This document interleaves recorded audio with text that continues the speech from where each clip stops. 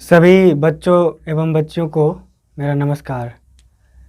आज हम यहाँ पर पहली दफ़ा ऑनलाइन या कहे तो यूट्यूब पर पढ़ाना शुरू कर रहा हूँ। इसका कई वजह है।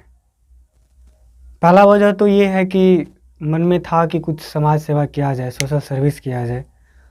उसके लिए आर्थिक आवश्यकता की पूर्ति तो पहला मकसद है ही। इसके साथ दूसरा शिकायत कभी कभी ये आ जाता था कि कुछ विद्यार्थी हमारी क्लास को मिस कर जाता था, तो फिर उनको फिर से पढ़ाना संभव नहीं था।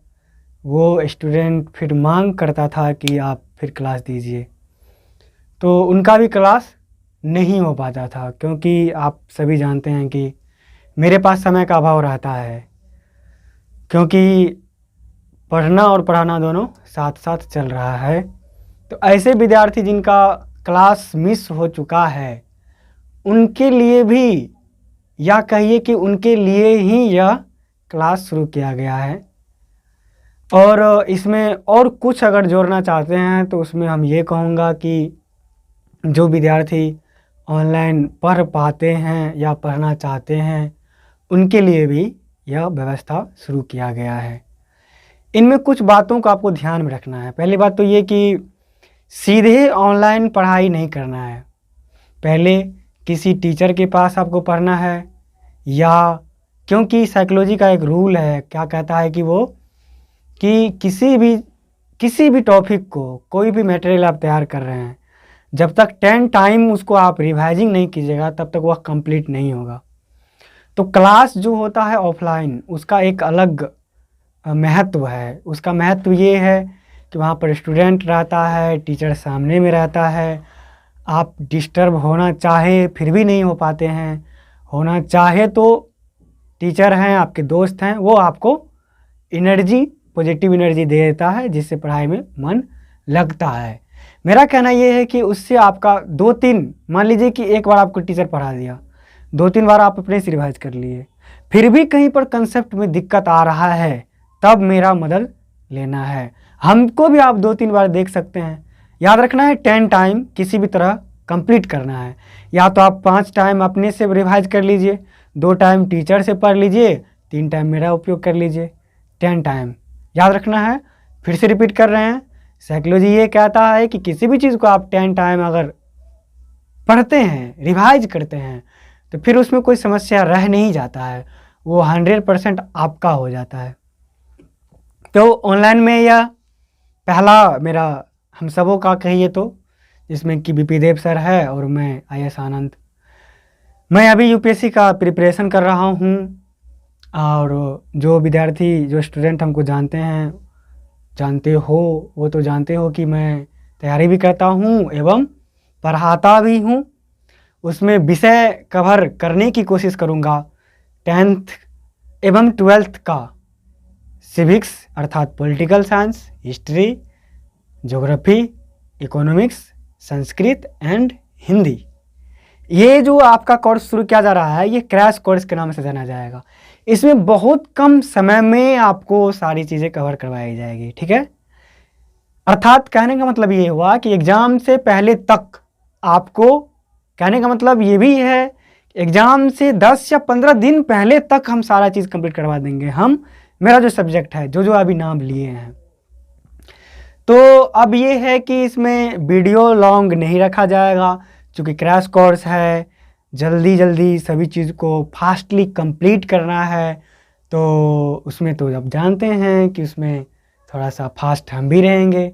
दूसरी बात ये है कि आप कुछ पढ़े भी रहे होंगे कहीं भी, तो फास्ट चल सकते हैं। आप भी फास्ट चलिए मेरे साथ, हम भी फास्ट चलेंगे आपके साथ। आप भी चल सकते हैं, क्यों? क्योंकि आप पढ़े हुए हैं, कोचिंग में भी या हमसे भी। हमसे जो पढ़े हुए हैं वो भी आप रिवाइजिंग के लिए उपयोग इसका कर सकते हैं। आप घर पर अगर रिवाइजिंग करते हैं तो बहुत अच्छी बात है। हमें आप, समय है आपके पास पर्याप्त, तो हमें भी देख लिया कीजिए, ठीक है। तो ज़्यादा लॉन्ग वीडियो नहीं जाएगा।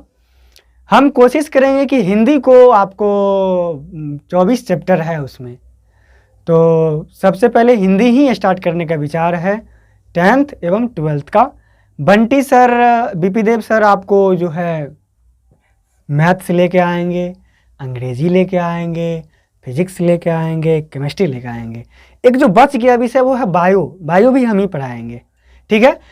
लेकिन इसमें एक बात आपको ध्यान रखना है कि अगर हमारा चैनल रन करने लगा तो हम क्या करेंगे, जो विषय स्पेशल टीचर होंगे, हमसे ज़्यादा अच्छे अगर टीचर किसी सब्जेक्ट में है तो हम उनको बुलवा करके रिक्वेस्ट करके आपको उनको करवा देंगे, ठीक है, कंप्लीट करवा देंगे। फिलहाल हम जिम्मेदारी ये लेते हैं कि अगले 8 दिनों में आपको 12th एवं 10th का हिंदी कंप्लीटली उसका जीवन परिचय अर्थात ऑब्जेक्टिव एंड जो सब्जेक्टिव है, जिसमें आपका एसे हो गया, यानी कि निबंध, व्यक्ति चित्र हो गया, स्टोरी हो गया, उसमें आपको तो जैसे कि ललित निबंध भी एक है।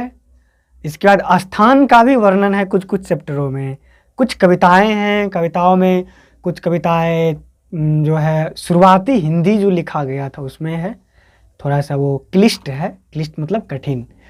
तो कोशिश करेंगे कि 8 दिन में आपका ये कंप्लीट कर दे। इसीलिए हमारा थंबनेल भी बनेगा, क्या ये बनेगा कि क्रैश कोर्स एंड 8 दिन में 8 दिन इजकल टू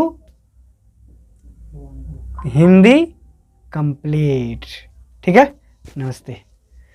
तो आज के लिए इंट्रोडक्शन है, अब अगले वीडियो में हम चैप्टर शुरू करेंगे हिंदी, ठीक है। पहले 10th का एक चैप्टर, नाम है उसका श्रम विभाजन एवं जाति प्रथा, डॉक्टर भीमराव अम्बेडकर जी का है। बहुत ही रोचक पूर्ण निबंध है, बहुत सारी चीज़ें हम लोग को समझने के लिए मिलेगा। कुछ चीज़ें उसमें से ऐसा भी है कि जिसको आप अपने जीवन में भी उतार सकते हैं।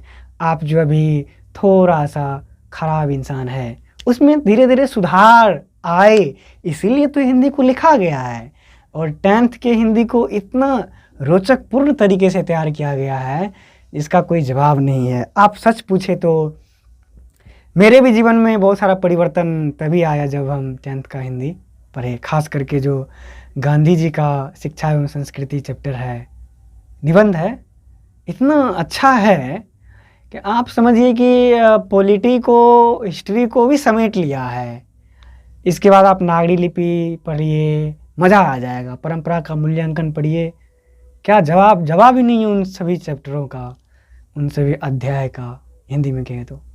इसके बाद आप जो है ये ले लीजिए, क्या नाम है उसका, 20 का दांत, इंटरेस्टिंग चैप्टर है, वो भी है, ठीक है। नाखून क्यों बढ़ते हैं, नाखून क्यों बढ़ते हैं, उसमें जो एक वो जो है क्या कहें उसको, इतिहास को ही समेट लिया है।